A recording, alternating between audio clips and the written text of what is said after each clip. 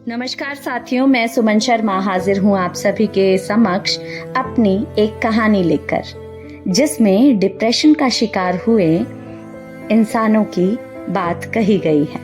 तो सुनिएगा। उस दायरे में सब कुछ बिखरा पड़ा था। मैंने कहा, अरे भैया, यह कब तक टेढ़े मेढ़े बचकर चलेंगे? जरा सीधा चलने की राह तो बनाओ।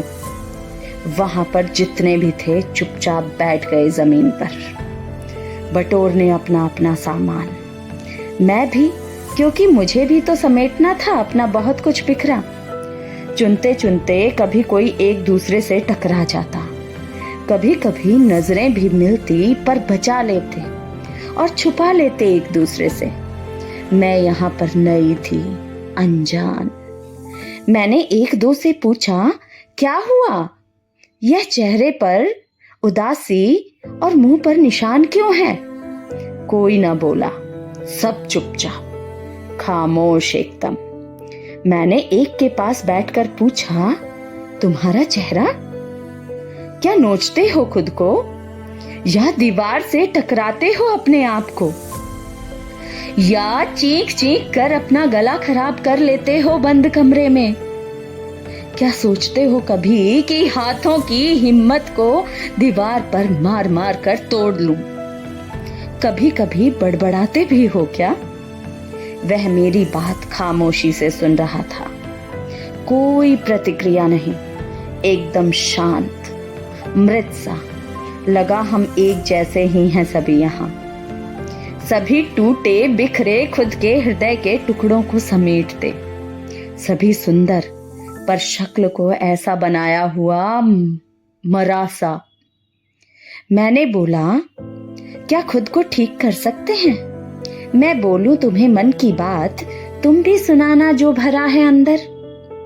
फिर वह खामोश, लेकिन सुनने को तैयार। कान खुले थे उसके, बातें सुन रहा था। बुद्धू नहीं था, लेखक था, कलम का धनी, विचारों का सागर। अगर यहाँ हर कोई अपने आप को बांटता तो शायद एक ही मन थे सभी, फिर से एक खुशहाल दुनिया बस जाती। पर नहीं, सब डरते हैं। ना जी ना, एक ने कहा, बात भी करेंगे तो भूल जाना कि बात की है कभी। कोई नहीं किसी का, सब बंद कमरे में उमस वाली हवा में घुटते रहते, और मैं भी वहीं पर। मैंने कहा, हिम्मत करो, शुरुआत करो, इस अंधेरे कमरे से निकलने की कोशिश तो करो। मैं भी निकलना चाहती हूँ बाहर, खुली हवा सी ताजगी बनना चाहती हूँ। मैंने कहा, किसी से नजर टकराए और वह आपके जैसा ही लगे तो बात करो एक दूसरे से, उसे समझो, उसके मन को बांटो और हाथ पकड़कर एक दूसरे को इस भयावह जगह से निकालो।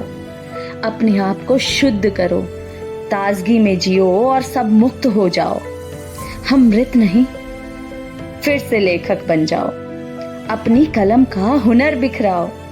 पर हाँ, हमेशा याद रखना, यह इश्क की कब्र बहुत गहरी होती है।